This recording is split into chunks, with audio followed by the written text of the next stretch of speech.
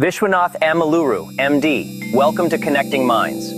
We sat with IBM Chairman and CEO Mr. Aravind Krishna to discuss enterprise software in the era of AI. Please note that cinematic version is AI generated. It is a hypothetical and simulated conversation. Information is based on publicly available sources. It is intended for educational and information purposes. No copyright infringement is intended. Mr. Krishna, thanks for joining. Let's start broad.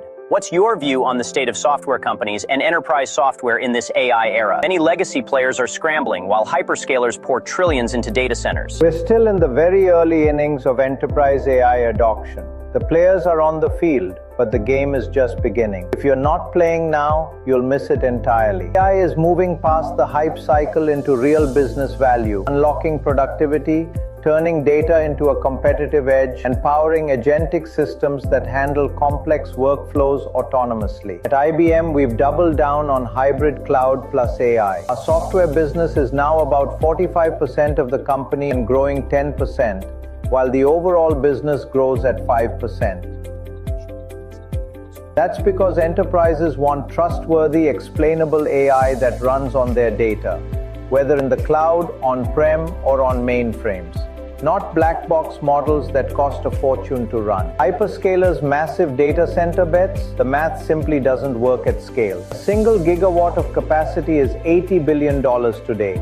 Scale that to 100 gigawatts for AGI dreams, and you're talking trillions with no clear path to profit. Enterprise AI will unlock trillions in productivity instead. Speaking of enterprises with decades-old systems, how do you actually adapt AI to legacy software? COBOL mainframes, old Java apps, RPG on IBM I, these aren't going away overnight. Exactly right. Legacy isn't a bug. It's where the crown jewels of business logic live. That's why we built IBM Watson X Code Assistant as the enterprise-grade answer. It uses our Granite models, fine-tuned for real-world code bases,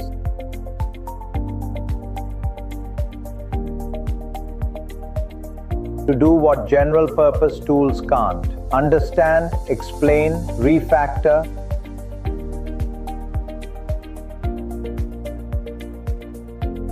translate, and test legacy code with full context and governance. For mainframes, it accelerates COBOL modernization, discovery,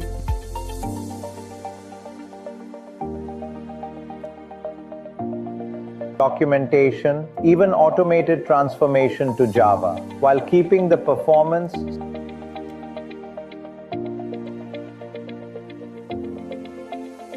security, and resiliency of the platform. For Java apps, guided modernization to cloud-native architectures.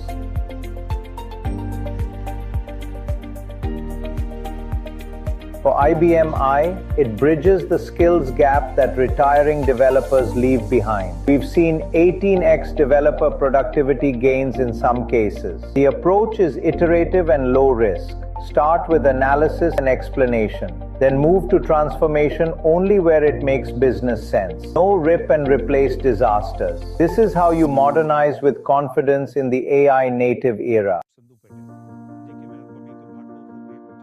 That ties into workplace adoption. How is AI changing day-to-day work inside companies? And what's IBM doing about workforce training so people aren't left behind?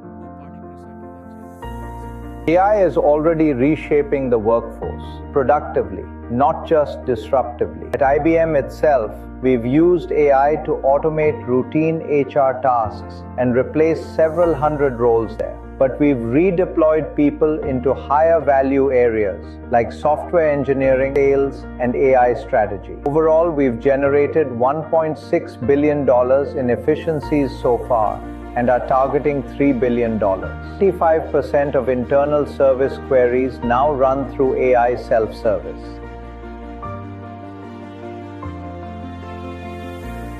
The future of work is AI agents that make tools easier for everyone, not just coders. Employees will orchestrate agents for customer service, operations, or creative tasks. But success requires skills.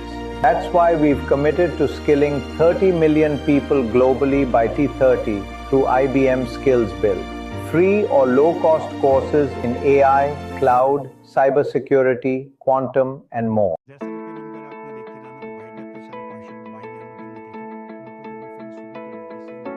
Finally, company valuations and Wall Street projections. IBM stock took a hit recently amid broader AI coding tool fears. Yet your AI business grew 30% last year to $12.5 billion. What's the outlook?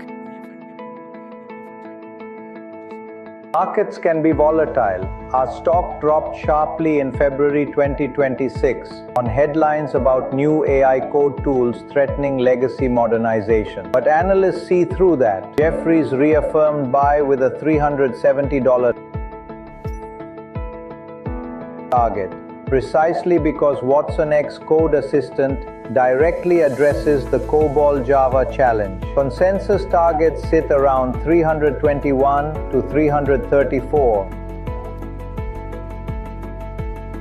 implying 35 to 40% plus upside from recent levels near $230. Why the confidence? Our AI revenue is already at scale, software is re-accelerating, and we guide 5% revenue growth for 2026 with strong free cash flow expansion to $15.7 billion.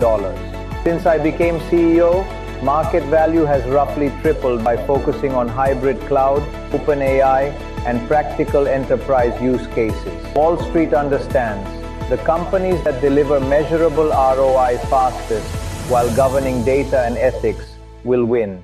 We're positioned exactly there. One last thought. Any advice for software leaders navigating this? Start small with low-risk use cases, customer experience, service calls. Prove ROI, then scale to agents and complex processes. Invest in your people. And remember, trustworthy, explainable AI on your hybrid infrastructure will separate winners from the rest. The next decade of AI will surpass even the boldest expectations if you execute with discipline.